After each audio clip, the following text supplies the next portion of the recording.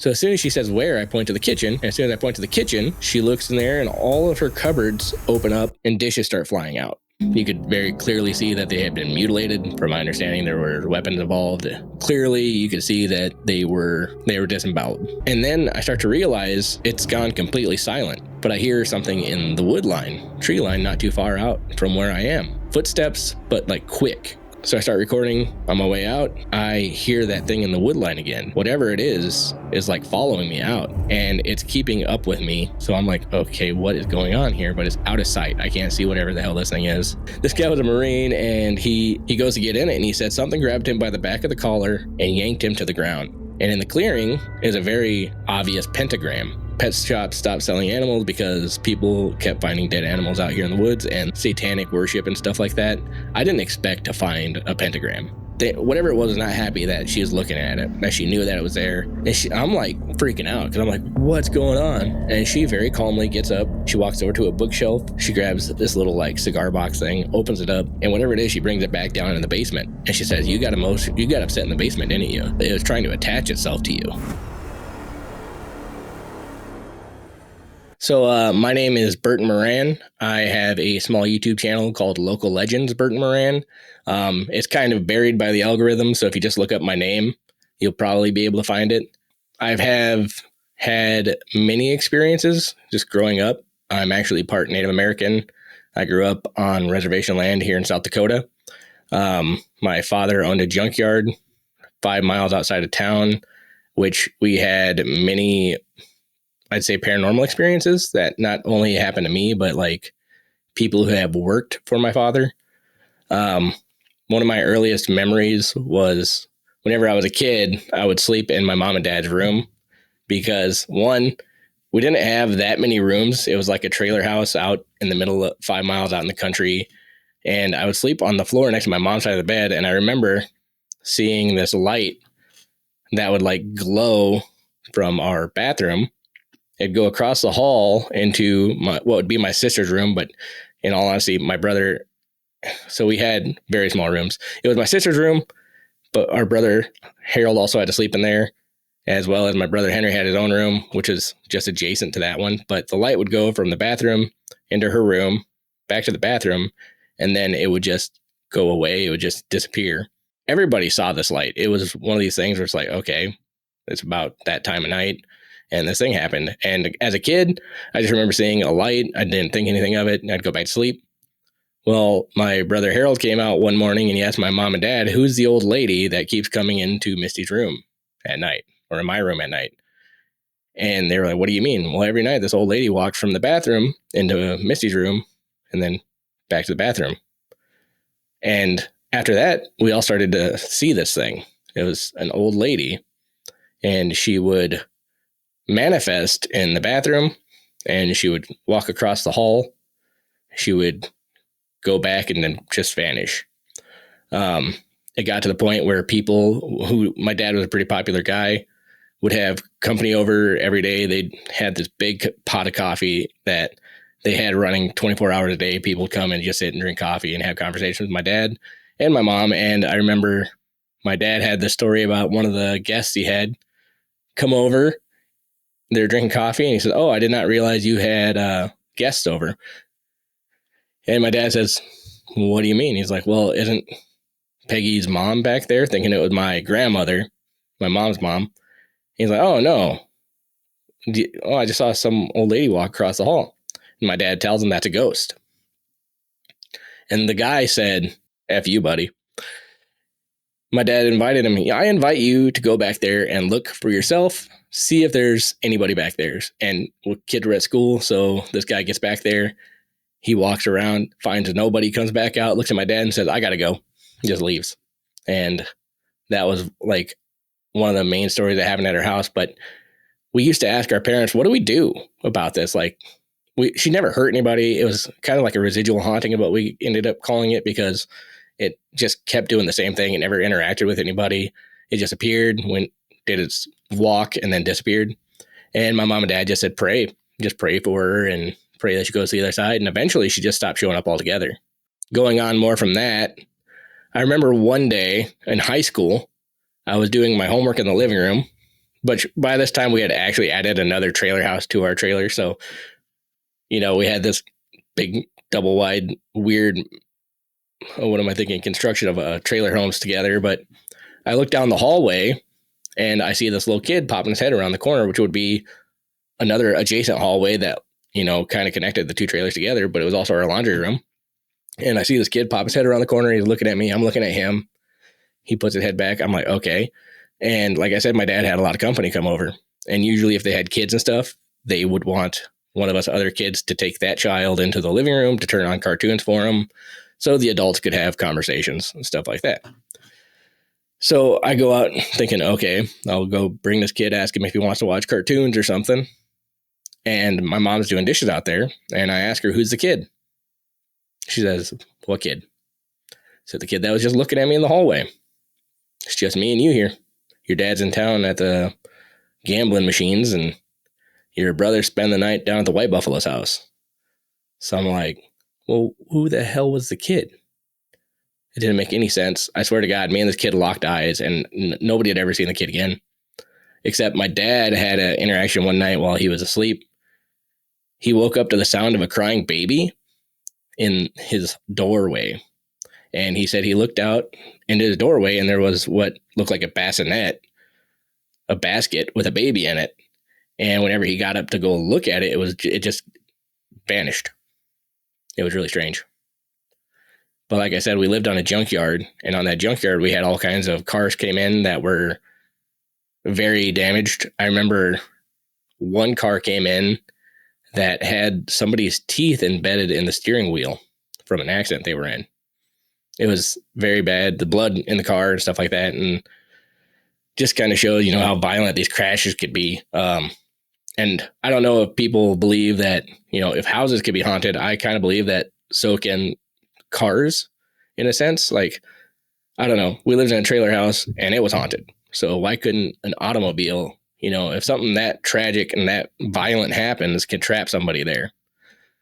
So I bring that up to go on to this next story, because once a year, my father, after he would collect all these junk cars from people, he would hire another company outside of, I want to say, Rosebud, South Dakota, which is 20 miles from White River, to come and crush cars. And there was this Native American man named Tony. He was one of the coolest guys I've ever met. He's just fun to talk to. He actually served in Vietnam, and he saw all kinds of terrible stuff go down there. He told me stories that maybe he shouldn't have said to a high school kid, but, stuff that's like, wow, that really kind of puts it in perspective for you, how bad humans can be at times. But he had lived through that.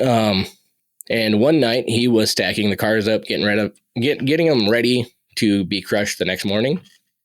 And it was getting dark out. Me and my brother at the time we were in White River playing pool down at the bar.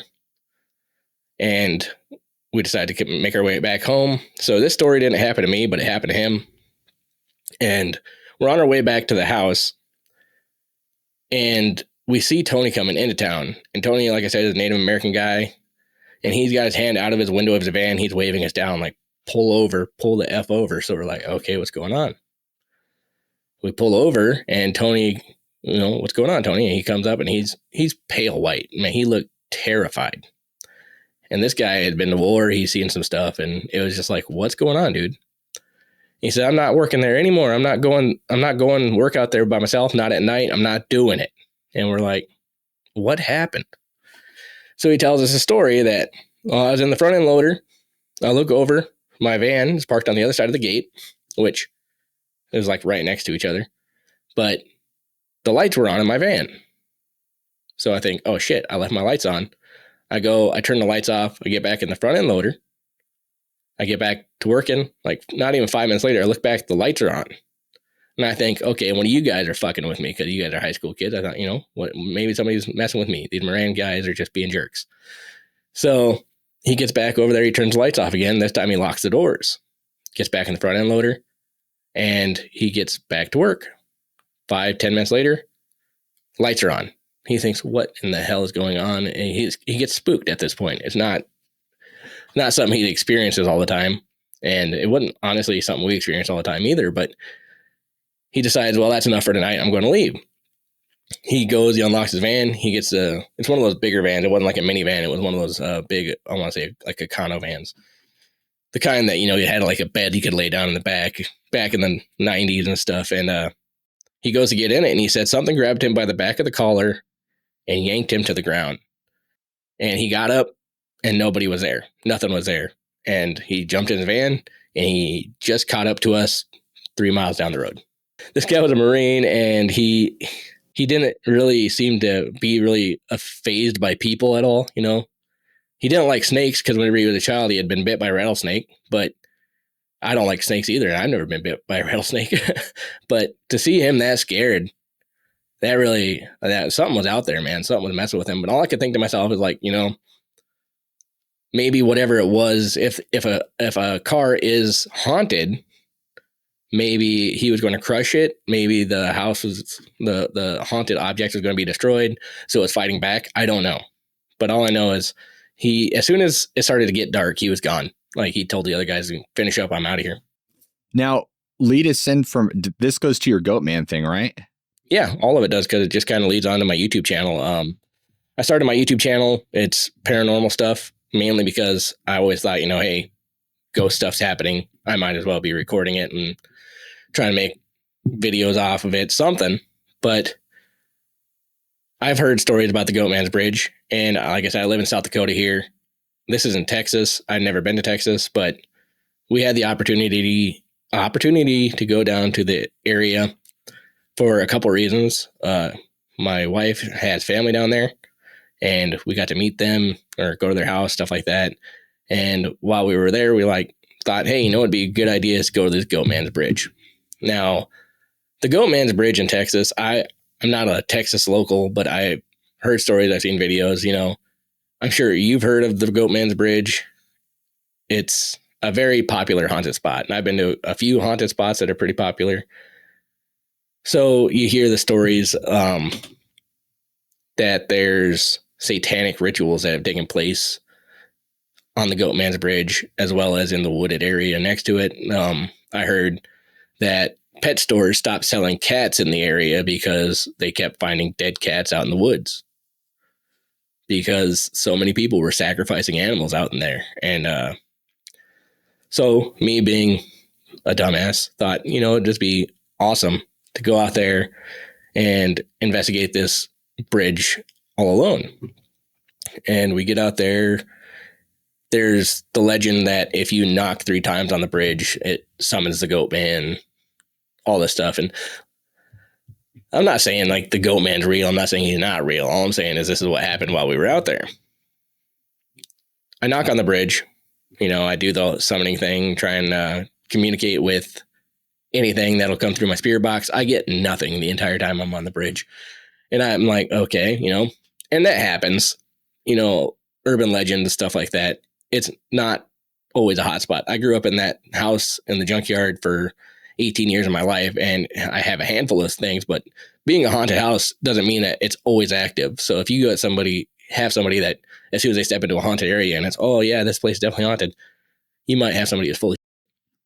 But like I said, it just takes a long time, even if a place is haunted, for something like that to happen. So being at the Goatman's Bridge and not experiencing anything on the bridge is like par for the course, but it's still really cool to get out there and check it out. My old lady and me, she decides, she's kind of tired of it. So she's going to go sit in the vehicle while I continue to do my video thing, because that's why I'm out there, man. I drove 19 hours from South Dakota to Texas, and I don't know if I'll ever have that opportunity to do it again anytime soon. So I'm taking advantage of it. And even though I'm not getting anything on the bridge, I decide I'm going to go check out the woods. So I started walking into the woods. It's dark out. It's around midnight, 1 o'clock. And as I'm going deeper and deeper in the woods, I'm talking to the camera the entire time. And I start to see like on the trees and stuff, and even on like the sign that says Alton Bridge or whatever, somebody had wrote Goatman on there with spray paint. And I'm getting deeper into the woods. I'm starting to see somebody's writing on trees with spray paint, go back, turn around, stuff like that. And I'm thinking to myself as a YouTuber in my mind, I'm thinking, oh, this is going to be a really cool visual for the video because, I go out to this haunted spot and somebody had written this kind of ominous, spooky message on a tree. And it's like, this is awesome. Well, I didn't turn back. I just kept on going. And I come upon like a clearing. And in the clearing is a very obvious pentagram. And the pentagram is probably about 8 foot wide circle. And it looks like somebody had basically dug their foot in the ground, drew the pentagram, used sticks in each one of the little spots. And I was like, wow, I can't believe I've come upon this, because even though I believe in the whole people are out there doing satanic worship and stuff like that, I didn't expect to find a pentagram. And it's like not too far out from where you see all those signs like turn back and stuff like that. And that was where in the video I started talking about, I've read reports of stores, pet shops stopped selling animals because people kept finding dead animals out here in the woods. And this kind of lays like credence to the, the story. They were kind of like gutted. You could very clearly see that they had been mutilated. They didn't die of like natural causes by any means. From my understanding, there were weapons involved. Clearly, you could see that they were murdered. They were disemboweled. But that's just what I read online, looking into it. And then I start to realize it's gone completely silent. I'm like, okay. Where I was hearing bugs and stuff like that, it's now dead silent. And I'm like, okay, well, that's weird. But I hear something in the wood line, tree line, not too far out from where I am. It was like footsteps, but like quick, like really fast. But then it would stop.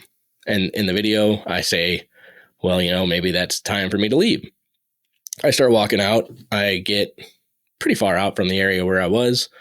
I don't hear anything anymore. I don't hear anything still, but my camera died, which was weird because it had a full battery before I headed out there. And I hadn't been out there super terrible long, but yeah, my battery died. And I had an extra one in my pocket, so I threw my new battery in. I start recording again. I tell the camera, hey, it's weird because I just came out here. I haven't been out here that long. And my battery died super quick. But yeah, so I start recording on my way out. I hear that thing in the wood line again. Whatever it is like following me out because it was more off to, it would have been to my left, but now it's off to my right. And it's keeping up with me. So I'm like, okay, what is going on here? But it's out of sight. I can't see whatever the hell this thing is. As I'm getting closer to the bridge, it's like speeding past me. And I recorded that. And in my video, I get a little freaked out. And I'm like, all right, time to go. And that's how I turn off my camera. I just book it to my car and I leave. Cassie asked me, how to go. I was like, well, there's something out there. I don't know what it is, but there's something out there in the woods. And she's like, really? I was like, yeah. Well, then my camera had died on me before at times when I was like investigating some places. I lost all my footage of that initial recording. Everything of me on the bridge, knocking on the bridge, going into the woods, seeing all the signs, seeing the pentagram, all that footage that file was corrupted. I tried multiple different things for like hours trying to get that just to play anything, and I never could. So the only video I have of the entire thing was me walking out with that thing in the wood line next to me. Like if somebody said you technically got that part of the story wrong. Well, not necessarily if you're talking about two different beliefs in the dark cult stuff. So yeah, I've read some up about that kind of stuff. I've never actually read any satanic Bible or anything like that. Well, I've heard stories that kind of go into the creepypasta aspect, like Walking Sam, which is also like the urban legend of Walking Sam is this giant Slenderman-esque figure that's been around since before Slenderman was a thing. But he's a giant skeleton ghost spirit thing that preys on teenagers. But I want to say in 2015, and I could be wrong about this, but I can look it up. Over 100 cases on the Pine Ridge Reservation of teenagers attempted, all claim that it was Walking Sam that told them to do it. And it's really strange that on that reservation that many people have claimed that all in one summer. I don't know if that was, around the time people started to hear more about Walking Sam and stuff like that. Walking Sam carries his souls of his victims on his sleeves or something. It's really strange. But as far as older Native Americans that I've talked to and stuff like that, it's more of a shadow person aspect of, what they see out there is like dark spirits, bad shadows. I've always been taught to use sage to ward off evil spirits, stuff like that. The Pine Ridge Reservation, the last I looked, is the poorest county in the country, if I'm correct on that.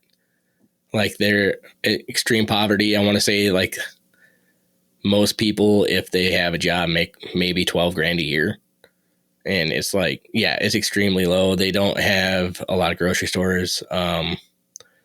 Right now, actually, the tribal leaders in South Dakota here have just called state of emergency for all the drugs that are being run through there. Like, that just happened this week.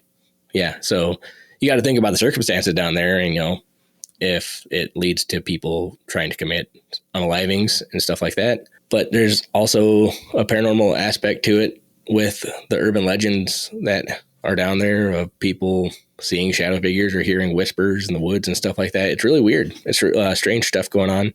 Rapid City in Deadwood area of South Dakota, that's where Mount Rushmore and stuff is like that. Deadwood, South Dakota, they're still finding, I want to say to this day, but like the most recent one, I think was 2013, which is not really that long ago in the grand aspect of things. Somebody was renovating their backyard.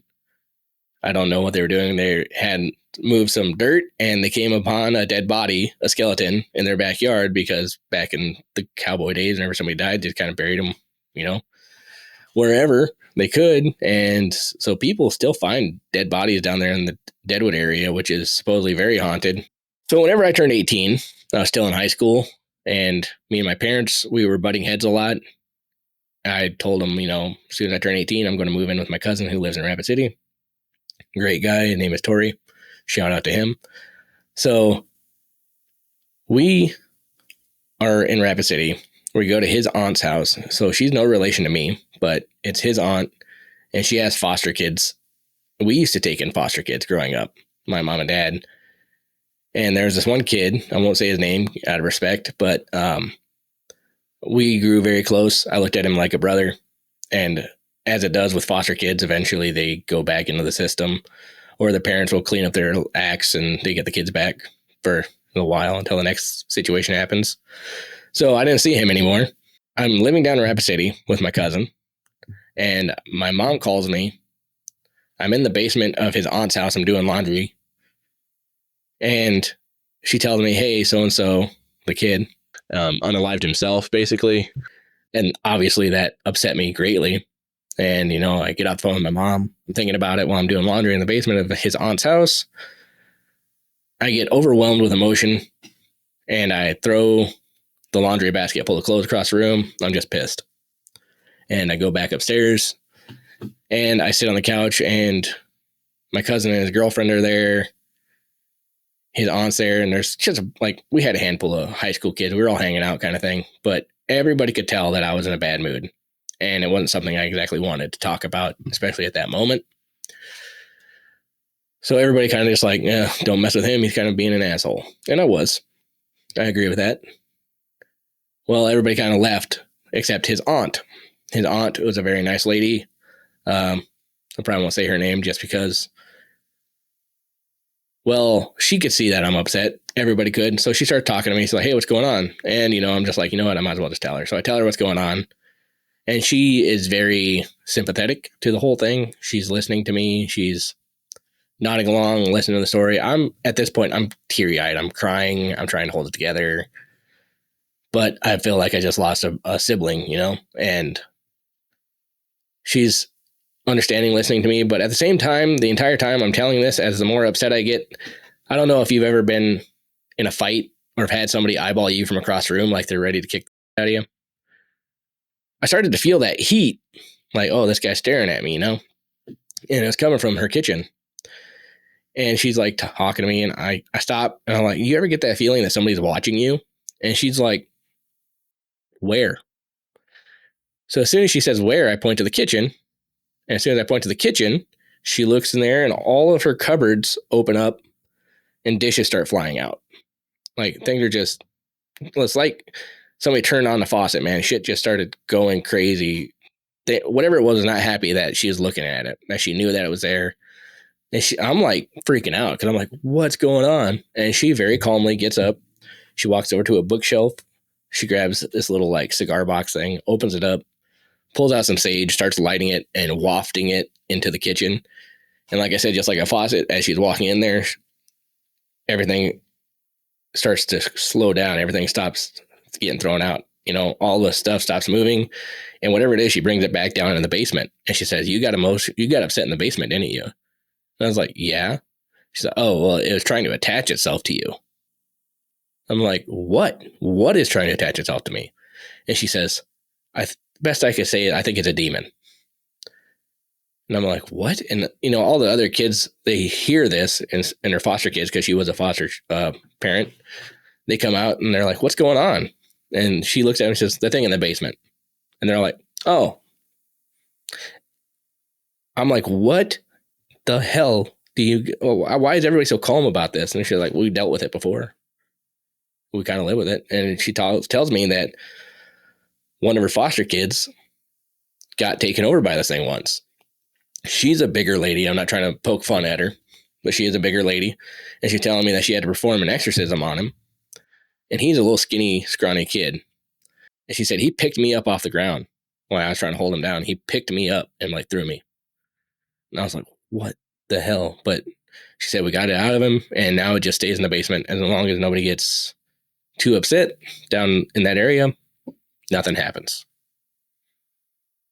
I know where that house is. I can take you guys to that house right now. I've told my old lady this story. She doesn't like it. And I've actually taken her to the house. She wouldn't go inside. I don't blame her.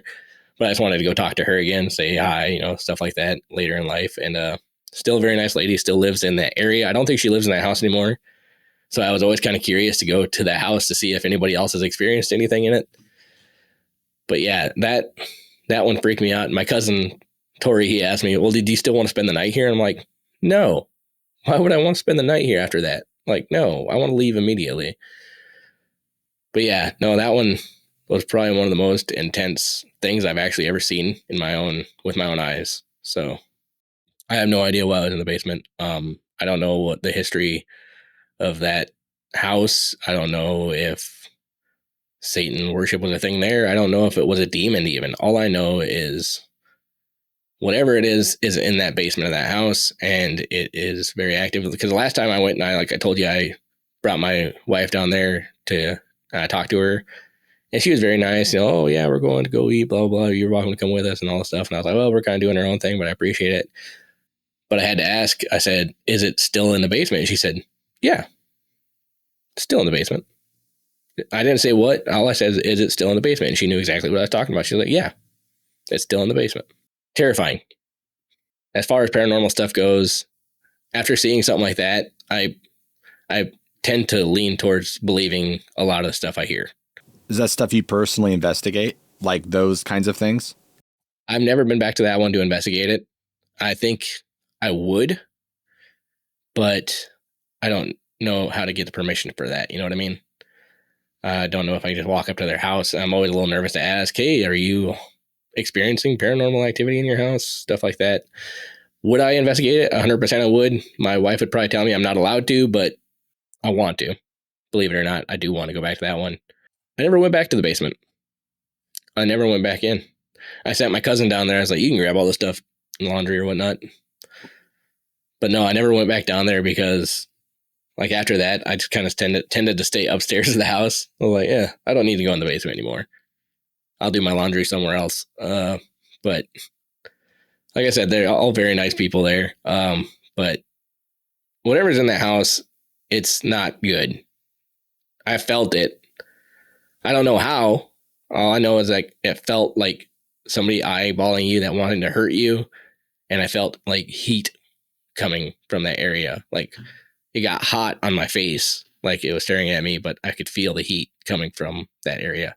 I don't know if that's because it's a demon. I don't know what it is, but it's really strange. My sister was living in the same city at the time, a few years beforehand, and she had this apartment that she was staying in with her husband at the time, and things got thrown at her from her bathroom. And this happened before the whole encounter with the demon. She's telling me that stuff was like hurling at her. Like she was in the bathroom and shampoo bottles, combs, her hair dryer got thrown at her. Nothing else was in the bathroom, but it was all just getting thrown out there. And after that, I was talking to his aunt about that situation, and she told me, "Oh, she lived at these apartments?" And I'm like, "Yeah, she lives at that apartments." "Oh, is this the number of her apartment?" And I was like, "Yeah. Yeah, I know the guy who used to live in her apartment. He was an old mean ass, but he didn't really like people, and he died in that apartment." And she knew. I didn't tell her what apartment building. I didn't tell her what apartment number. She told me what apartment number. She told me what apartment and what apartment number. She told me about the guy that lived and died there, and that he didn't like anybody in there. And it was one of those strange things. It's like, holy crap, this is real. She knew about it while I was telling her. I didn't tell her what apartments it was, but she told me, "Oh, is it this and this and this?" And it was. But I don't know if she's got some kind of a gift. I feel like she probably does. She said that guy didn't really like people at all, but she worked with him or something like that at one point. Like, I don't know if she was like a nurse or something at some point, but she said that she'd been to that apartment. She got along with him. And yeah, I don't know, but it's just one of those things that happened right after things were getting thrown around. I think she's trying to calm me down and tell me everything's going to be okay, which I kind of needed at the point, because I was freaked out, man. It was one of the freakiest situations I'd ever been in. So whenever you first walk into the house, there's like a little bit of a shoe porch area. You leave your shoes in there, you walk in. As soon as you walk in, you're in the living room. Off to your left-hand side, there's a little bit of a doorway, which leads to a bathroom right in there. But also, if you take a right, there's a bedroom. And if you take a left, there's a bedroom. Continuing in from the living room area is the kitchen, little doorway. You go through the kitchen. It's probably about 8-foot wide kitchen. So not huge, but it leads out into the dining room. And in the dining room, right off the kitchen on your left-hand side would be the door to the basement. And then it leads down to the basement, but from the dining room area leads out to the back porch area.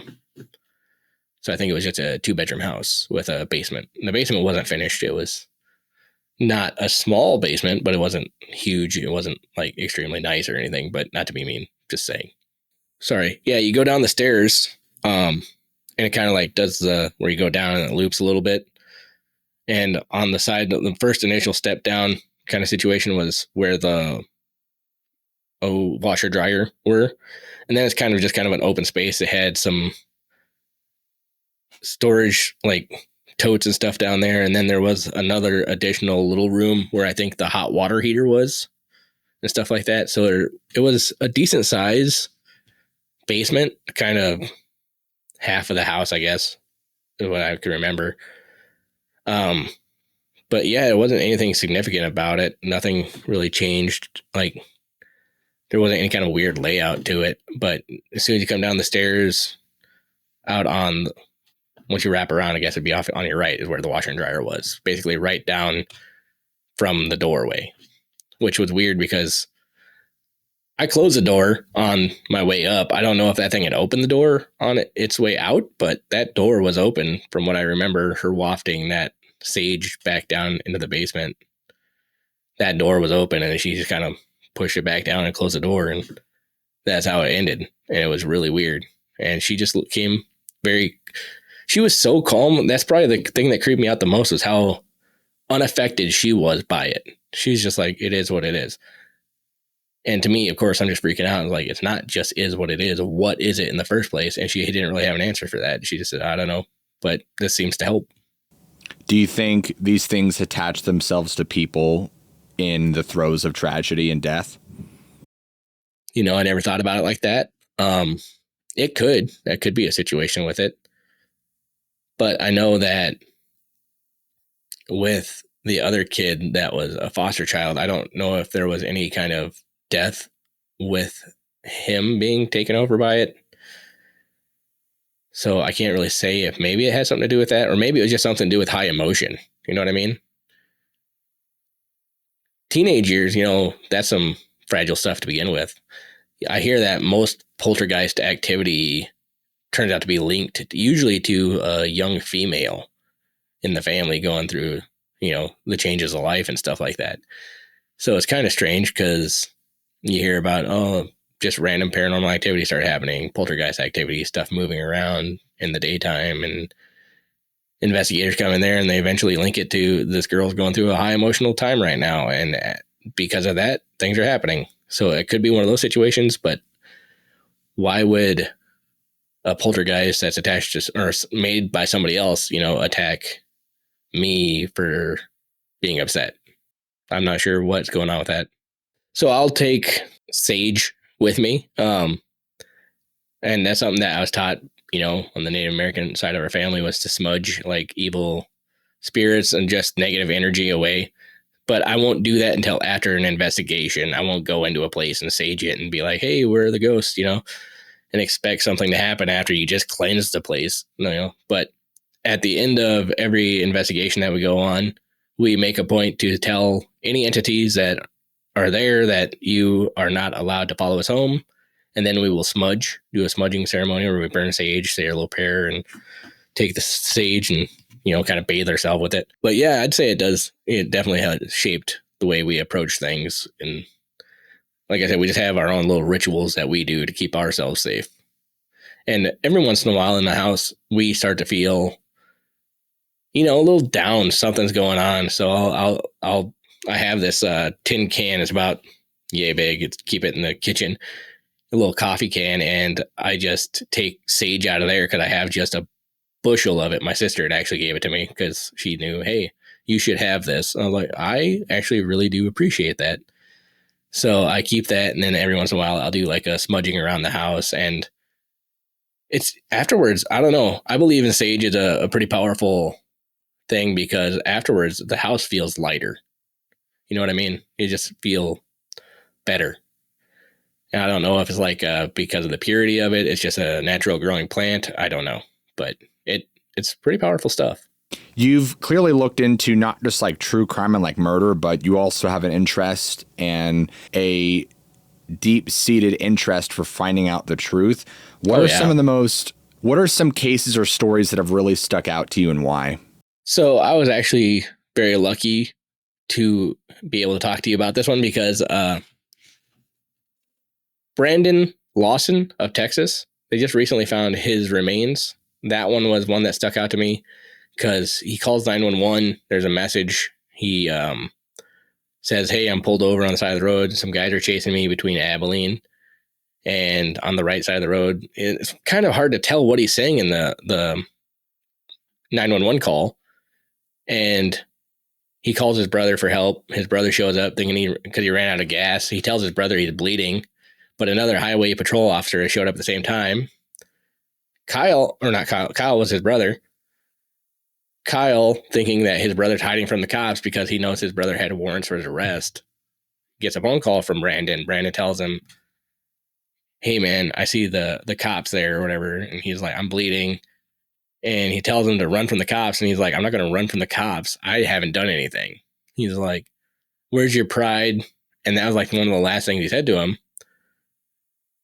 The phone goes, silent. He thinks he's still hiding from the cops. Cop leaves. So he tells his brother, hey, man, he's yelling out in the woods. He's gone. And his brother never comes to. Brandon is just gone. And he leaves the gas there for his brother. He takes his wife and kid back to the house. He comes back out looking for his brother again. His brother's just gone. And that all happened in San Angelo, Texas, right off between San Angelo and Bront, Texas.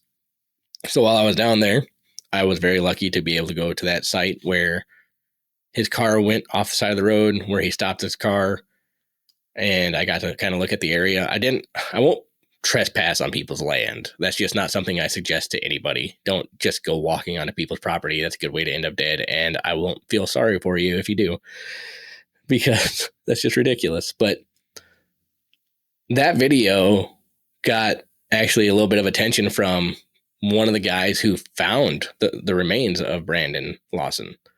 His name is Jason Watts. Jason is just one of the nicest people I've ever met. He was nice enough to come on my show, YouTube channel, and talk about Brandon Lawson and all kinds of stuff. But that case there, because we found his remains, but how did he pass? You know what I mean? Like what happened leading up to that is just a strange one. They still do quite a bit of stuff together, and I was lucky enough to get on the Lore Lodge channel with them and talk about Brandon, because they do extremely deep dives into cases and they look into every little aspect and the history and all kinds of crazy stuff.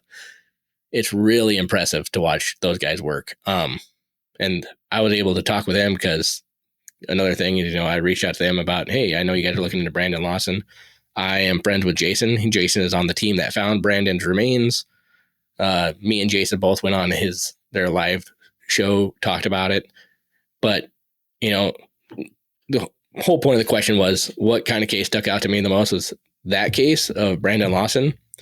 Brandon Swanson, he was at the end of one of his years in college there. He was going to a party in Canby, Minnesota. He's from Marshall, Minnesota. He lived in Marshall with his parents still.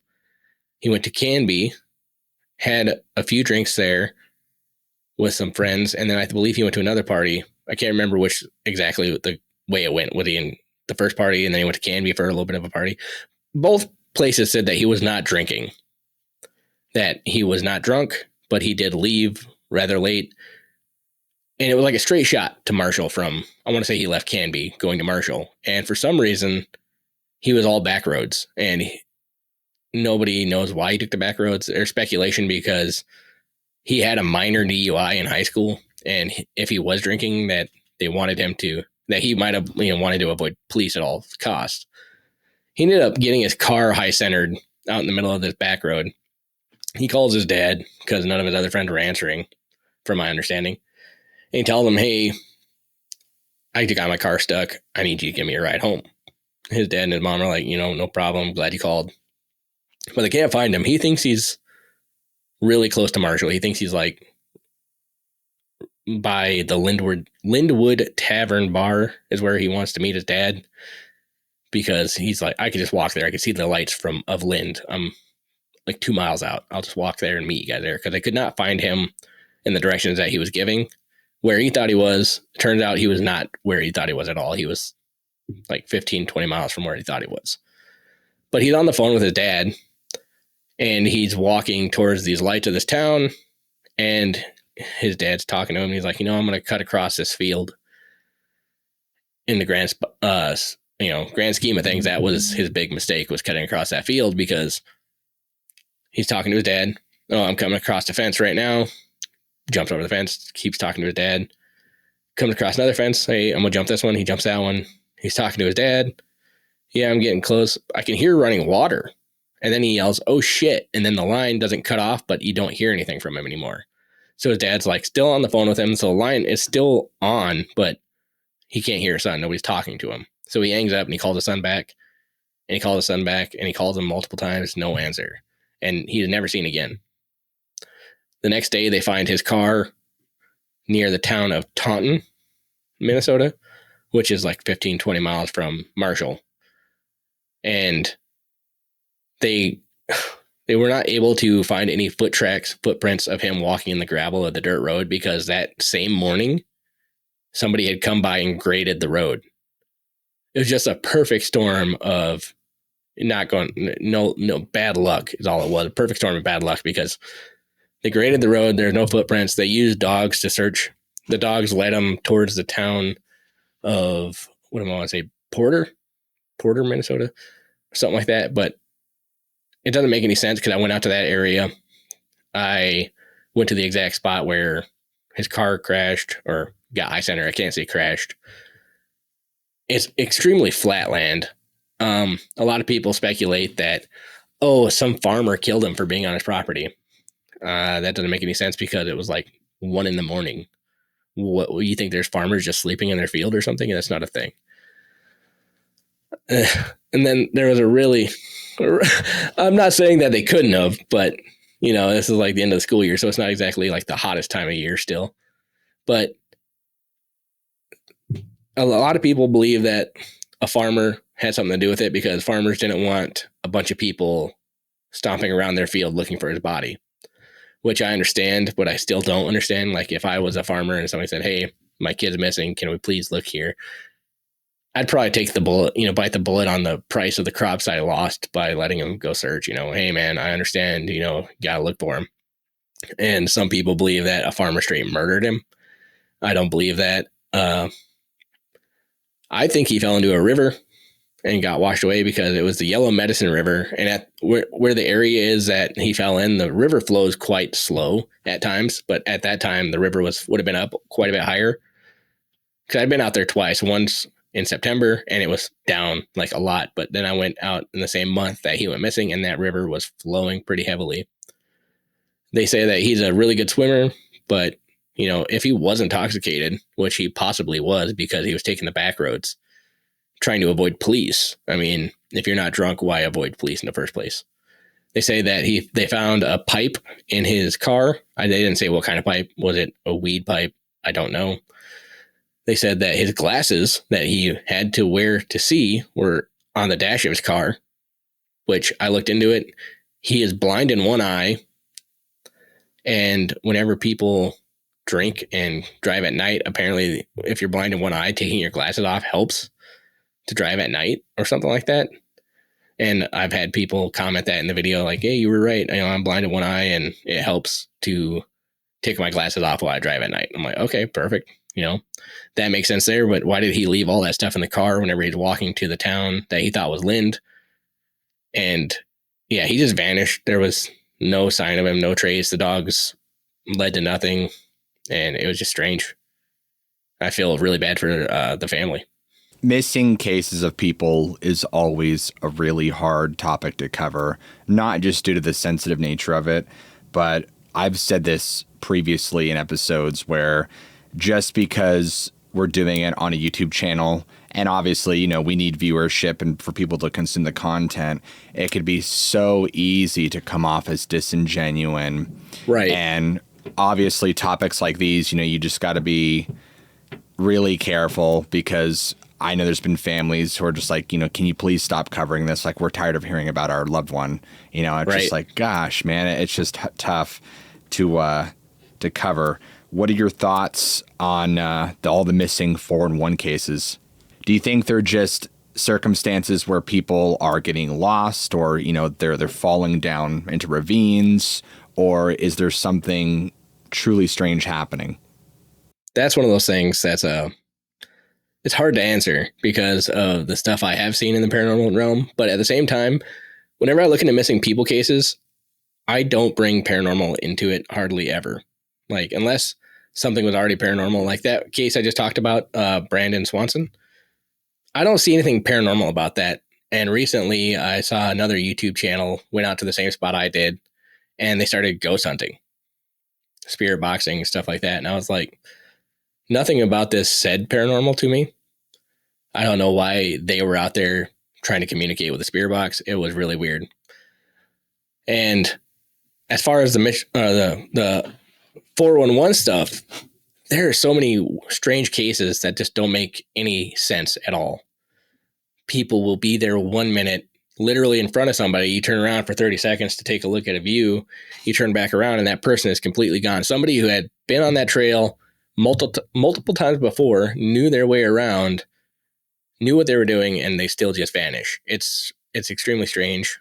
I know that I'm sure you've seen it too, the map of missing people overlaid the map of caves. The caves. Cave systems. Oh my gosh. Yes, it's terrifying. It's a big possibility that there are falling into these crevices or holes, sinkholes, stuff like that.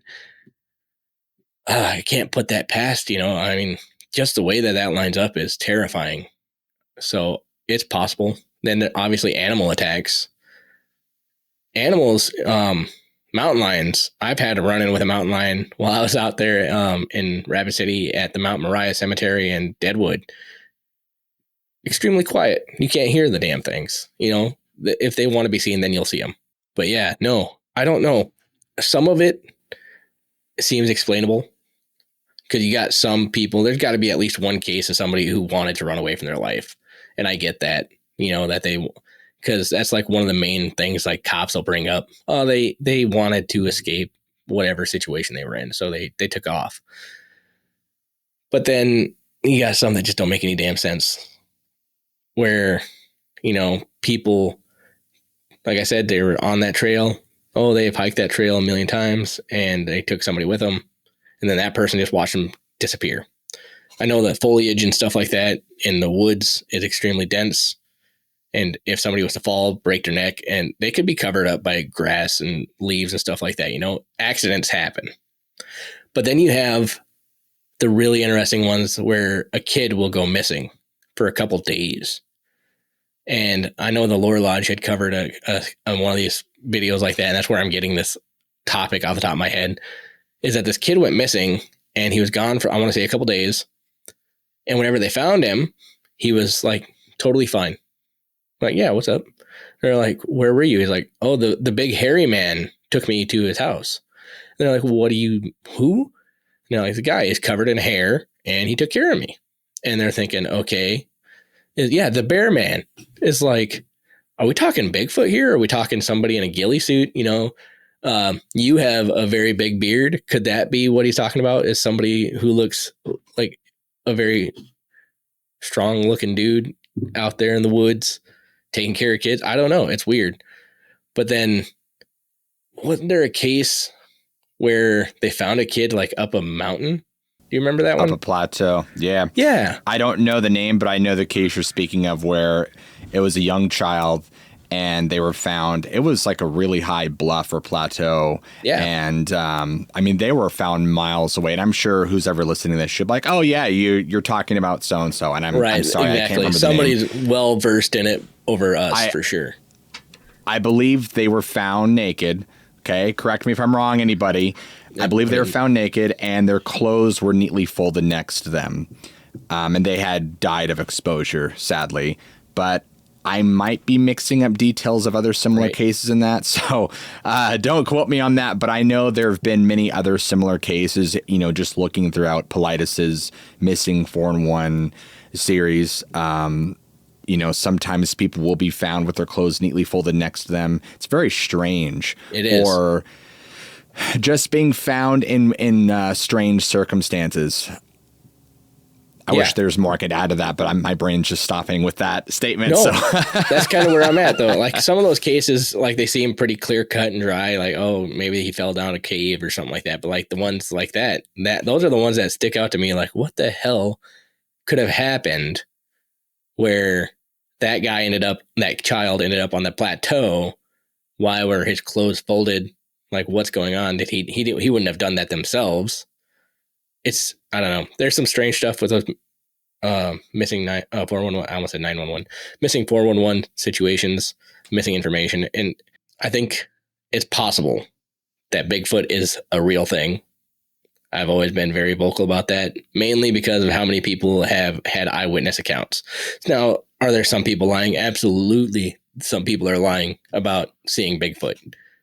But not everybody's lying about seeing Bigfoot. Have you ever heard that phone call about that dude called 911 because Bigfoot was the one in his yard? I might have been on your channel. Where the 1990 Kitsap County phone call. Yeah. Yeah. His dog. Wasn't his dog getting attacked by it or something? His dog was murdered by it. Yeah. Yeah. You going to tell me that the guy's dog wasn't murdered? Like, what happened? I don't know. It's strange. I have a brother who's a very big hunter, and one time he told me he thought he saw something out in Nebraska where he said this thing came rolling by and he was so like, it was so big that he just kind of hid. He didn't want to see it. Whatever it was, he hid underneath some like bushes that were there. He just stayed extremely quiet, and whatever it was, he's going to let it walk on by because he didn't need to know. He says, well, yeah, if it was Bigfoot, then it was huge. That's all he could say. And I believe him. The more I learn and the more especially from like Native Americans, and you hear these stories of the tribe, these aren't just like apes. These are a very intelligent race of beings. They're a tribe. They're a people. They have a culture. They have societal structures and hierarchy in place. They bury their dead. They know how to follow game to like hunt, and they move with the seasons. It's almost like you're dealing with a what's the word I'm thinking? Like a separate tribe. And many Native American tribes have stories of trading with these beings. 100%. So I'm like, these aren't apes. And the other piece of that is for people who say that, well, they've never seen one. That's because they know you're there before you know they're there. Like, they are Absolutely. masters of the wilderness. And if they want themselves to be known for whatever reason, they will. So it's fascinating, man. I hear that argument, like you brought it up, that they bury their dead and stuff like that. Well, if Bigfoot's real, why haven't we even found skeletons of them? I have never seen the skeleton of a bear out in the woods, but bear skeletons are very rare to find. I've heard people who, like you said, live most of their lives out in the woods have only come upon a bear skeleton like once. And it's like, that's crazy. I never really thought about it, but yeah, you don't see bear skeletons all over the place. Why not? What are they, maybe they're being spread out. And I believe Bigfoot is an intelligent thing. I believe there's multiple ones. You got to look at the history of every different culture. We got the Yeti, we got the Yowie, we got the Skunk Ape, we got Bigfoot, there's so many different names and translations for the exact same situation of a figure all over the world. Oh, you guys got Bigfoot, we got Yowie. It's the same thing. You guys have this, we have that, the abominable snowman thing or whatever the heck it is. The one that, like, people believe that's what happened with, what's that very famous case of those hikers out in Dyatlov? Yes. Yeah, Dyatlov Pass. Yeah, that's a weird one. That's such a strange case. Supposedly there was new evidence. Well, I believe it was hypothesized. I saw it. I didn't look at it, but I'm not sure if it's really new evidence. But either way, it's a very, very bizarre case. Really is. It's so strange. Like, then the ones that were wearing clothes of the other ones and stuff like that, and the tears from the tents were from the inside out. They spread out like something was after them. It's so strange, and it just doesn't make any damn sense to me. Like, obviously, no. I'm just a YouTuber, but I look into a lot of weird stuff. But I think people really underestimate us because, they just say, well, you're just a YouTuber. Right. So I make videos, but you also don't understand how much research I have to do beforehand. So what makes you any different than me, Mr. Expert? Exactly. That there's a lot more pre-planning and just ideation before you even get to the script and how you're going to present it. And then even when you're getting the visuals for a video and you end up going, doing more research just to find visuals, then you're like, oh, so I think, and if you don't do it, it's really easy to overestimate it. That's why I don't like to use the word YouTuber because it just sounds. It sounds yeah. Oh, he's just that guy who makes videos on the internet. Yeah, but no, like he said, that's kind of why I like in my videos. I like to go to the places. Like if I'm making a video, I really want to be able to go to the places that I'm talking about. Yeah, and I have within my budget of my means, But yeah.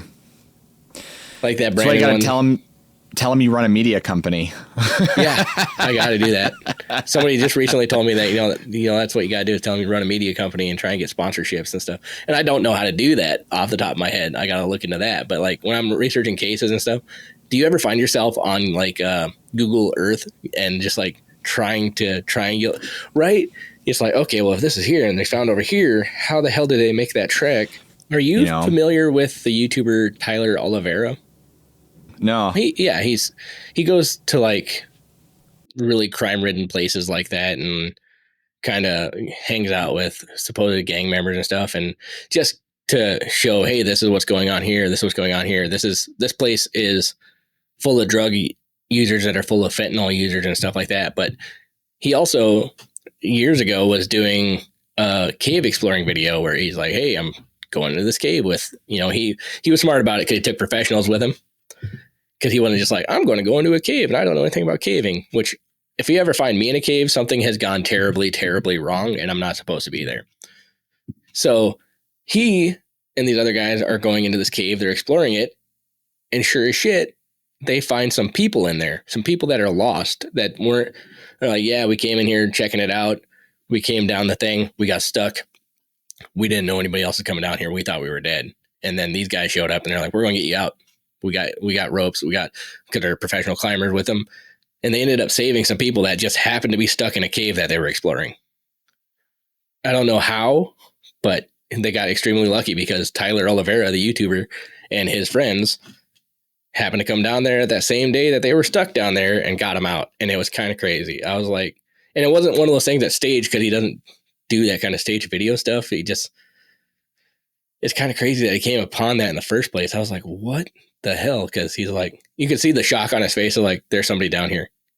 Why is there somebody down here? And those guys are like, you could see that they were not prepared to be in the cave, those people that they found. And it's just one of those things that kind of proves that it's very possible that a lot of the missing 411 people are in caves in those areas. There's a lot of the heavily forested, wooded areas that these people go missing in. What do you think about the not deer thing? Have you ever heard about that? Yeah. So I got some friends that they had a podcast called Appalachian Intelligence, and I talked to them about it, and they said, yeah, it's been a thing in the Appalachian area forever. It's just, you hear about the not deer. And I'm like, what is the not deer? And it's a deer that looks like a deer, but not really. It kind of looks like a deer, but it's not a deer. Is it a deer?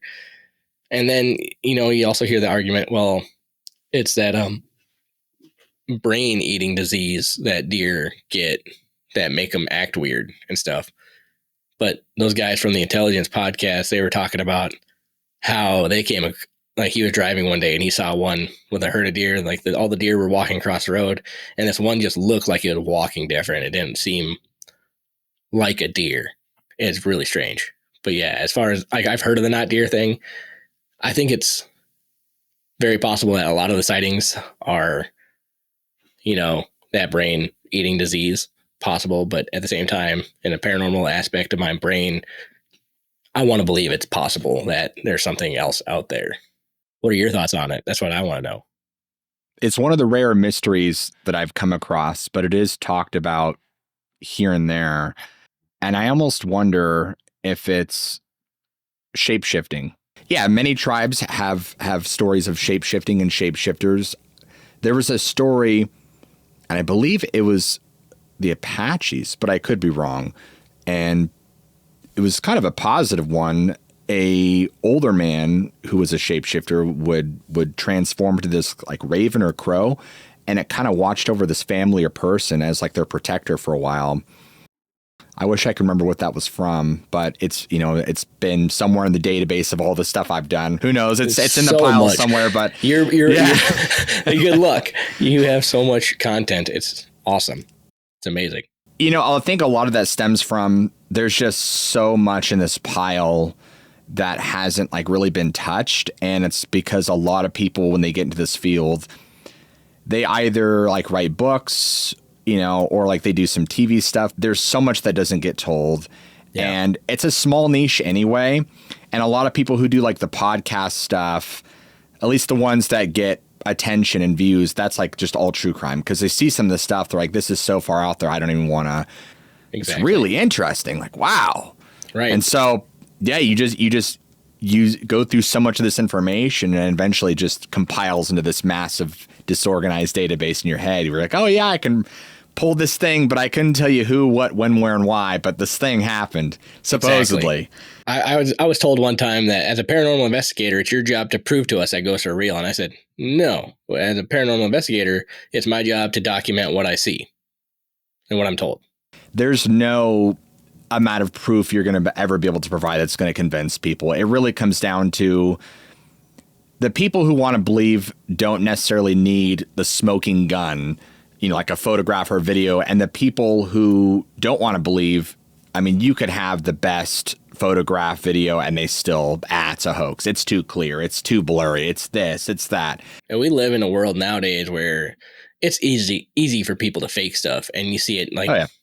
I don't mean to call out any YouTube channels, but like Nuke's Top Fives will, they're one of those people that feature a bunch of paranormal videos, supposedly, people catching stuff. And, that's a fun channel. Everybody likes it. But at the same time, you're watching stuff, you tell whenever somebody's faking something. It's like, oh, yeah, that's obviously fake. I don't know why it's on the scariest videos thing. And I do that sometimes in my live streams where I'll watch scary videos and I'm just like, guys, you can see there's a string on that door. They're pulling a string. I don't know why this made it on the videos. And I call stuff out, but I don't know. I ask people to do what I do, is be able to change your mind with new evidence. As new evidence isn't introduced, you have to be able to accept that that is the new evidence. You know, obviously people do have their beliefs, and trying to tell somebody that that's not real or that is real and they don't want to, they believe the opposite of it, they're just going to dig in harder to that belief that they already have. So my only thing is like, try and fall into, you know, being able to change your mind with new evidence provided.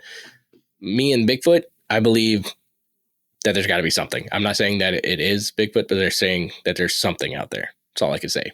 So, do you feel like confirmation bias prevents a lot of people from furthering their own research and knowledge? Absolutely. Absolutely. The idea that, well, I need the proof of it in that world of the paranormal stuff like that, because there's a belief aspect to it. Just like in all religions, you know, people say, well, how do you know God's real? Well, you have to have faith in it. But that also kind of, like we were talking earlier about, you know, warding off evil spirits and stuff like that. And I've talked with my other friends about this, about like prayers and stuff like that. Even if you don't believe in God, which is your own deal, whatever, but people who use like Hail Marys and prayers that are been said over and over and over and over and over, there's some kind of a power in that. Whether you believe it or not, there's a belief in it.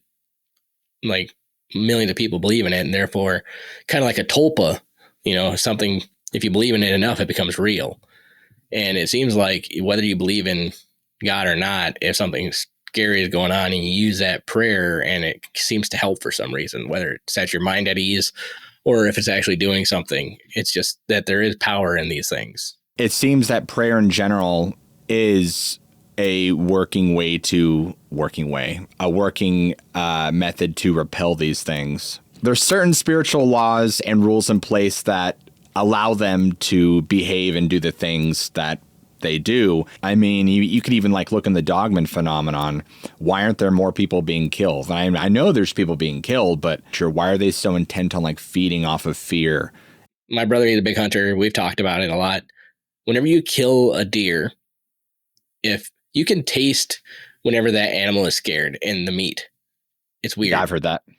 That like if it's adrenaline. If you yeah, exactly. The adrenaline makes the meat and stuff taste different. And maybe that's why that fear is some kind of a flavoring, you know what I mean? It's one of the weird things to think about, but it changes like the way the meat tastes and stuff like that. And who knows, maybe that's part of something of why they're trying to bring out the fear so much. This area where I live there is a lot of sightings and reports of like Bigfoot, because near me is the Gifford Pinchot National Forest. Above that, you have Mount Adams. Mount Adams, there's a lot of missing people, a lot of strange reports of UFOs and just high strangeness. In fact, there's a town probably about an hour plus away from me called Trout Lake. And I guess there's like a UFO thing there that people go to like see them. But I know going into Oregon, you have Mount Hood. That's got a lot of strange stuff around it, on it, underneath it, you know, in it, whatever. And then, you know, going down to California, of course, Mount Shasta. Yeah. I don't even need to say any more on it because there's just right. So, that was it. Yeah. Oh my God. Yeah. But yeah, lots of weird stuff around mountains. Yeah. So. Yeah, there is a lot of weird stuff around mountains. Superstition Mountains in Arizona. I want to say Arizona. I feel like that's right. Yeah, there's just, it's crazy. And like, I don't know, that much wooded area is beautiful, but so dangerous. I wanted to go out so bad to like the Appalachian Trail and stuff. In my mind, I'm always like, man, one of these years, I gotta go for it and like just hit the Appalachian Trail and just go hiking for a month or something. I know it's not going to be able to get done with it in a month, but you hear people have done it. Oh, it took me a year. It's like, holy crap. It's insane. It's like awesome.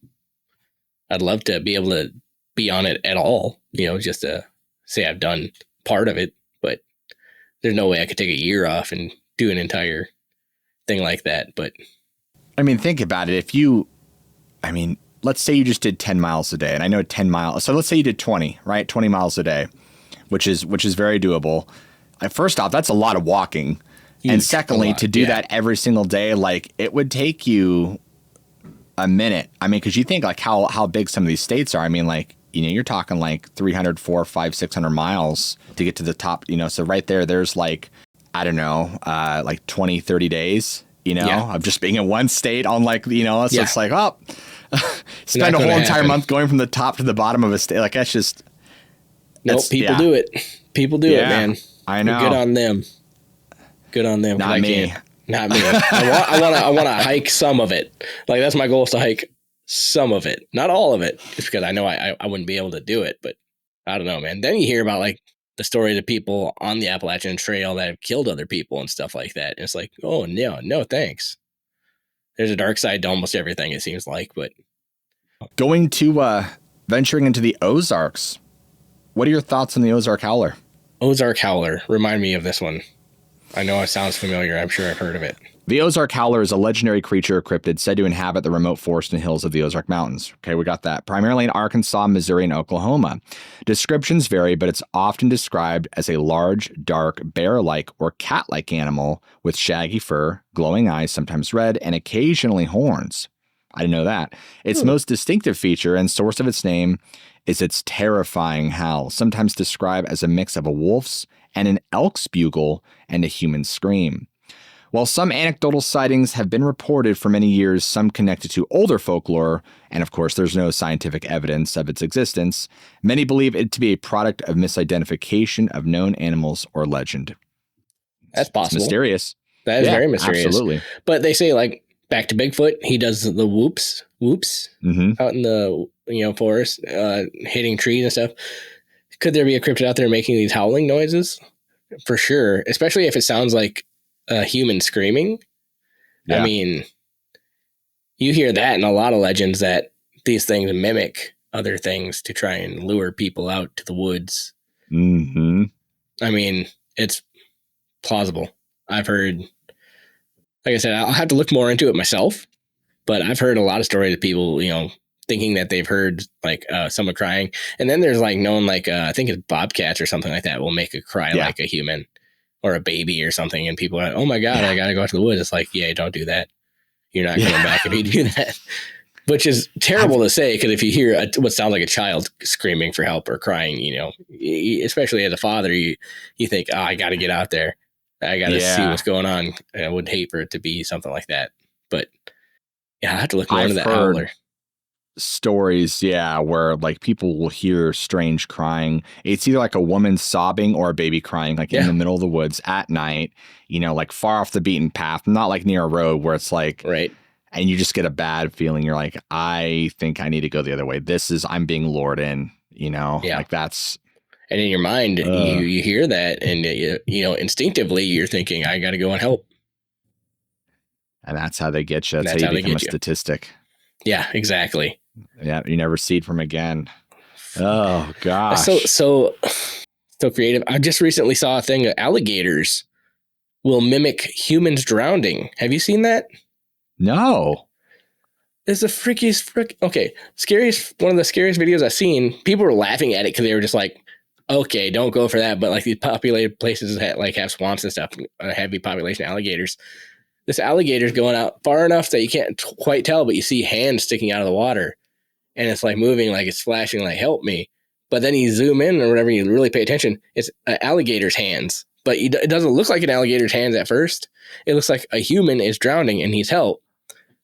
So you'll be like, I need to get into that water to save this person. It's a freaking alligator trying to trick you into coming into the water. Speaking of alligators and like the swamps and stuff, you ever hear about the skateboard swamp lizard man? Yes. That's a wild. The skateboard swamp man. And the fact that the kid, story. Like the guy who it supposedly happened to, he's still around, right? Wasn't he like a teenager when it happened? He was 17, and then he was unfortunately murdered in a house break-in in like the early 2000s. Damn. So that's like, terrible. But yeah, I remember hearing about that because didn't he like have a tire blow? I wanted to make a video on it at one point, but I never actually got to it. But I think I might have made like a YouTube short about it. But tire blows. He gets out, and then an alligator guy shows up. Like, what the hell? The gist is that he had a tire blood or something happened with his tire, so he had to pull over. And it's like 2 a.m. It's he's in a very, I don't want to say he's in the swamps, but it's pretty rural, and he's changing his tire, and thank goodness that he had just finished, and then this thing comes up out of the swamp, and it doesn't just casually walk to him, it runs at him. And the illustration that he drew, it's creepy looking. Even though it's crude, it's enough that you get the gist of what he saw, and it's got really long fingers, 3 of them, and it looks reptile it's right. Yeah, and it ran at him. So obviously he jumped in his car and fled. And other people in the area had also reported seeing things. And I know there's a famous news clip of this family's van or car that had scratches and stuff all over it, where something clearly ripped the crap out of I think it was their bumper. But of course, that could have been an alligator, could have been several things, but who knows what, where, and how and why. But the fact that it actually had the evidence on didn't his car also get scratched at one point? I believe so. Yeah. It's, I haven't done the story since October. And so, it's still, I always tell people, yeah, when you research this stuff and you're done with it, you're okay, you move on to the next thing. It's of course there's details you're just going to not, there's just too much to remember. But I want to say that there's more to it than that. I mean, anybody out there, the information's public. You could look into it. Yeah, it's strange. It's strange. And I don't know one way or the other, I believe that kid, I wish I could remember his name, but I believe he was being honest. He seemed really sincere. He didn't seem like he was wanting fame or notoriety. And you got to think, when you're going to the police or the news about that kind of thing, you're not, I mean, maybe nowadays, I don't know, but then, especially when it was a lot more stigmatized, you're not just going to be oh yeah, I saw a werewolf, just, you get roasted back in the day for that kind of thing. You get put on a pike, man. No, look at this guy thinks he saw a giant lizard, man, for Christ's sakes. Yeah, good luck getting a job, a career, being taken seriously. I mean, a lot of people risk their reputation. So, have you heard of the Van Meter Visitor? What is it? The Van Meter Visitor. Van Meter. Let me see. I want to say it's relatively new, but not like this year new. But they have a festival for it. Iowa. I've been there. Is a legendary bat-like creature that's said to have terrorized the small town of Van Meter in 1903. The creature is described being nearly 9 feet tall, having bat wings, and emitting a blinding light from a horn on its head. There's a foul, memory-erasing stench. If this isn't an X-Files episode, then I don't know what is. That's dude. Wild. Okay, so I met the guy. His name is Chad Lewis. He's an author into the weird stuff like this. Very nice person, but they do these road guides to haunted places kind of things, what they're mainly known for. Well, they end up in the Iowa Van Meter area, and they're researching. They're going through all these newspaper reports and stuff like that, the Des Moines book, whatever, the Gazette and stuff like that. And they go back far enough to the 1900s, and they find a story about Van Meter Visitor, or this thing. It's basically lost to time, It was one of those things that didn't survive all of history. It wasn't a well-known thing. So they look into it more, and then they find out that this guy who was a implements dealer and a bank, another guy who was the banker, and a lawyer, a different guy was a lawyer, and they all claim to have seen this thing this 1 week, this bat-like pterodactyl-looking thing with a horn that emits light, and they say terrorizes the town, but in the story and the actual history, the documented stuff of it, it just kind of was there, and they were terrified of it. But yeah, if you look into that one, I think you'll really get really interested. I think it's one of the more interesting stories. I'm gonna do an episode on that. I'm writing that. I've never even heard of that. That's really cool. I went to the Van Meter Visitor Festival, so I drove down to Van Meter, which is 4 hours from here. 4 or 5 hours, because it's just outside of Des Moines. Okay, so I'm going to bring that up to bring up another thing that I thought was hilarious. I go down there, I meet Chad Lewis, the guy, him and Nelson, the other guy he does the book with, and they have a tour where they take you to all the places these things happened. This is the bank where the guy blew the window out because the monster was outside of his door, so he shotgunned it. So I've been inside the bank. I've been inside the vault of the bank. I went down to where they supposedly fired upon this thing like multiple times. It's kind of like, I'll let you do the history on it. But anyways, all this happened in Van Meter, Iowa, just outside Des Moines. But there's like one of those bigger TV destination unknown kind of TV things that did a small, like, do you think this legend's real? Let's look into it kind of thing. But they did it with a Van Meter visitor. And then they went to, what did they go to? A completely different city, which is on the other side of Iowa.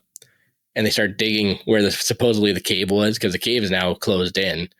It was one of the, as a mine shaft is what it was, but they closed off the mine and it buried it basically. But they were digging on the whole other side of the state looking for the Van Meter visitor proof that well, we didn't find anything. So maybe the Van Meter visitor is not real. Like, first off, you're not going to find anything. It was a mine shaft. That's how deep in the ground. You guys dug 30 feet into the ground. You ain't going to find anything. Secondly, you are on the wrong side of the state. Like, you guys didn't do your research on this at all. You guys went to the whole other side of the state. It didn't make any sense. I was like, what? I remember watching it and I was like that. Okay. Yes, we are YouTubers. I know that people, YouTubers, but I did more research on it than the TV did. Like the TV series did. I don't know. Kind of blew my mind. But yeah, dude, look into the Van Meter visitor. I think you'll get a kick out of it. Let me know what you think of it. Obviously, I'm going to watch your video on it, but I met Chad Lewis. You mentioned his name. I'm like, isn't he like the guy who looks young and he has blonde curly hair? Yep, blonde Josh curly hair. Turner had a thing that I went to a couple years ago. I met him and David Weatherly in person. I didn't know who Chad Lewis was. So I talked to him. We just talked a little bit about, stuff and like YouTube, right. And I don't really know about his work. I know he's done some TV stuff, but yeah. So is Weatherly and so a lot of these other guys. But I don't know. Like, if I ever get my channel up off the ground, like right now I'm working up to 6K, which is not bad. I'm not upset with that at all. I'm pretty happy because, I want people to enjoy my channel, but I don't want, if you're hate watching or something, it's fine too. But I'm just not going to be upset about it. But if I ever get to the point where like people are like, hey man, like just like anybody says, you want to be on this, I'll more than likely say yes. I'm just one of those guys. Yeah. Like, yeah, of course we could talk. I don't see why we couldn't. You blew my mind whenever you offered me to come on here. I was like, oh my God. Yeah. Yeah. That's like, I'm very grateful, by the way. So thank you very much. Just be able to You're talk very welcome. I've been a fan for a long time. So thank you. Now I'm going to tell everybody we're friends. So there's that. Yeah, there's that. Well, honestly, man, like I forget about the size of like what I do until I talk to people and they remind me. Cause like, honestly, I'm so detached from the number and, trust me, I have like family and friends who are always like, oh my goodness, you're almost at 1 million. I'm like, oh yeah, huh? Cause you kind of just get to a point where it becomes like a 9 to 5. And like when you're just shooting videos, you're not being inundated with all these people whose like lives you've changed. And like, you just see like pixels on a screen and like numbers. And so like, I don't know if the human brain is like capable of registering that. And so I really don't. So I'm still just me.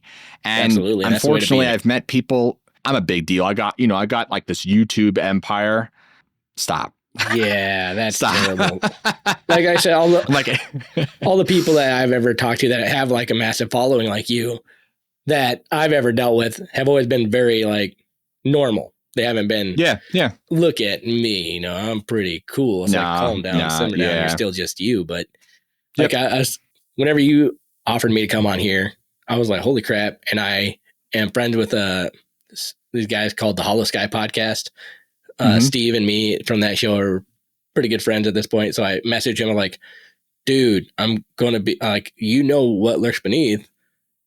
I'm going to be on his podcast. And he's like, I met that guy. And I'm like, really? He's like, yeah, like his name is Steve Cannon, I believe his last name, but he's on the Hollow Sky podcast. They have a pretty good following. And he said he met you he probably did. Yeah. He said he met you at a convention or something. But I had another question. It was like, do you ever get out in the field and like look into things like ghost hunting or just missing people, or maybe even you go squatching every now and then? I just kind of always kind of curious about that.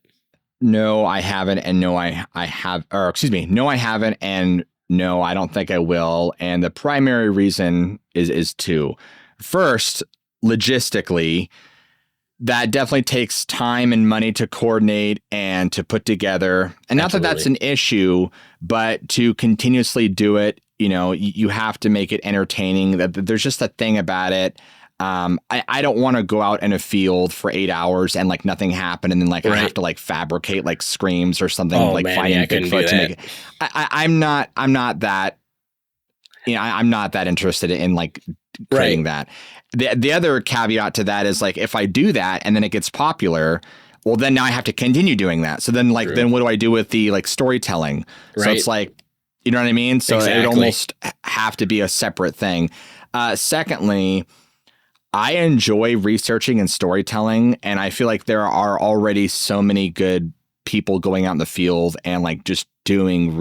These are people who like have the time and resources to do like not just like go out and do a field investigation, but like thorough investigation for like weeks at a time. They know people in the sheriff's department, the government, like they can really do their due diligence with their network, and so let them do that. I don't feel. Well, I could do that. I don't know if I'd really be able to bring anything new to the table that would be at least worthy of, maybe not worthy, but that would differentiate so much from like what they could already do. I feel like, what I do in my little space is really kind of a good symbiotic way to just say, hey, look, let me take your research and let me take what you've done and like transform it into a story or a narrative. So that way, all these people who would have never heard you and heard your work can now hear and know that you did this, and also kind of you have that credit of like, oh, by the way, I didn't research it. This is so-and-so's. Right. So I think it's basically, I'm kind of the platformer. I give people that seat, that pedestal that I know that sounds really, no, I understand, dude. No, I don't mean that to sound you're not coming off in the way you think you're coming off. You're not coming off. Yeah. It's just, listen, my audience size is a fact. It is what it is. And so I do want to use that as a means to like let people who've spent a lot of time and research in this stuff, who have like no following, like, look, it deserves an audience. Your hard work deserves to be heard, So, yeah. Your storytelling ability is amazing as well. You get, thank you. The way you're able to convey messages or the story of what happened and the way that, these people experience things. I often catch myself just like, what? It's crazy. Yeah. It's really good. There's definitely a formula, and I feel like there's a formula with really any, content creation, but it's definitely, you kind of get it down to somewhat of a science over time of like how you're going to convey things. But then of course, like my thing is I like to take cases and stories and break them down and then kind of like rebuild them up. Like, okay, well, what would be the best way to convey this idea? Or like, oh, how about like, we take it from this guy's perspective, but then he doesn't find out this until like way later on. So it's like, oh my gosh. And so sometimes it's harder because it's like the story might be, like the guy got up to go fishing and like, I don't know, he went to the river and like he saw a UFO. It's like, well, how do you make that interesting? Well, you just start with the narrative. Bob woke up at 6:03. He got up, he stretched his arms, he reached over, hit his alarm clock, but then he remembered, oh, he had a job interview today. So he reaches over, he calls his boss. Well, it turns out it's canceled. Now that the day's free, he decided to go fishing over at the Klickitat River. So you kind of like just kind of build off right into it, dude. Oh, that was amazing. Just watching that. I'm like, holy crap, he knows exactly what he's doing. Script writing for me is one of those things. It's like, okay, I'll write something, then I'll read it, and I'm like, nope, that sounds terrible. Even the way in my head, it sounded really good, but like just the way you did that there was amazing. I can't do that like that. So there's I always like to start with the time, date, and place. I always like to start with the perspective of the individual. Active voice, primarily past tense, switch to present tense for certain specific parts, back and forth. Also include a lot of real world mundane details. Don't just say, Susan got up out of bed. No, what did she do? She reached over, she hit her alarm clock. She saw that it was 6:03. Why? Specificity and mundane details not only are relatable, but it adds authenticity. Also with delivery and pacing. You could change your pacing and also bring it down when it's ready. You could be really intense, but you could also be soft and serious and somber. That's so you cool. Want to have flow, man. Like that's all just presentation. Some people are like, And then Bill saw that it was a werewolf. See, nobody wants to watch that. If I ever go back and watch some of my old videos, you can tell where I'm like really nervous to even talk. Where I'm just like, this is a haunted theater, and in the theater, and it's like, man, why did I even do that? But you know, it's kind of like when you start out, it's practice. Because on my last video, I listened to, and I was like, I actually did pretty decent on that one. It actually sounded like I knew exactly what I was going to say the entire time. And I do that thing too, where I mess up, I just keep going, and then I'll edit it. So it'll be like me talking, and then I'll be over here talking about the same thing, like continuing that same like next sentence, where I'll get one whole thing through, and I'm like, perfect. And then another thing will be, but whenever I watch your videos, you're sitting there and you're just like, there's like hardly any cuts at all. And I was like, this is amazing. There's actually quite a few. I'm not gonna lie, there's quite a few. Even though I have scripts and stuff that I use, a lot of times, I mean, I do follow my scripts, but there's like a lot of things that I ad lib in the moment. And, you know, the thing is, like, I try to preach that to a lot of people, is you really should ad lib more stuff, or at least that's a skill you should develop, because you just, I've tried it, and you just can't capture that when you're writing it down, because it's so like planned. But like, you know, when you're performing the script, you know, you know how it is, like you're in a performance, and like sometimes you'll just like feel a certain way or think of something, right. It kind of just comes out. It could be like a little anecdote or like little extra line or something that you think of. But yeah, don't ever be afraid. Like I throw that kind of stuff in all the time, jokes, whatever, you know, and it's like that's really key. But as far as like the story, the details, things like that, that's pretty much like mapped out ahead of time. Presentation is everything. And I don't even have like a fancy production or presentation. Like I really don't. It's a talking head video with like images and visuals. It's not that like hard to do. So it really comes down to like, just, you know, can you tell a story? The thing is, people don't want to be information bombed. Don't feed them information. Tell them a story.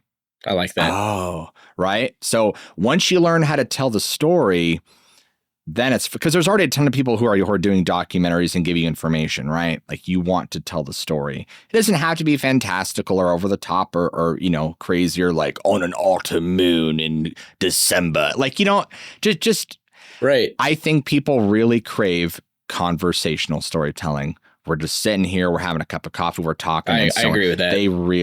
I love it. That's why I do it. Same. Like this is my ideal. You know, the content I create is like what I want to see, like it's like I made it for myself basically. And so that's a huge reason why I do it in that style. And yeah, it's obviously it resonates. People like it. It's simple. It's easy to follow. It's not complex, you know, and so. Yeah, that's kind of I get that, like doing something you want to do, because like a lot of the videos I do are based in South Dakota. And I don't know if you knew this, but South Dakota has less than 1 million people in the entire state. So there's not exactly, there's not exactly like a ton of like interesting videos of South Dakota. Right. And it's interesting because if you look into it, there is actually a lot of interesting stuff that's happened in the state, but it doesn't really get any kind of coverage. So I kind of like aim to get a little bit more of South Dakota on the YouTube map, as it were. But yeah, that's just where I come from on that. But understanding what you're saying with, you know, seeing things that you want to do or see on the internet or on YouTube, or make a video about something that you want to make a video on. It's like when I reached out to you about the Goatman story, I was like, it's a long shot, but I had a friend a long time ago tell me, you know, the worst that happens is either they don't respond or they're just not interested. I'm like, that's true. Yeah.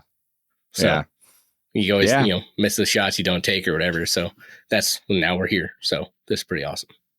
There are things in this world that you do not understand. You probably will never understand. But just because somebody experiences something that you've never experienced doesn't mean it didn't happen. And just like that, if you have a story, maybe you should share it, and other people might be able to respond, or they've had similar experiences. And with that being said, my name is Burton Moran.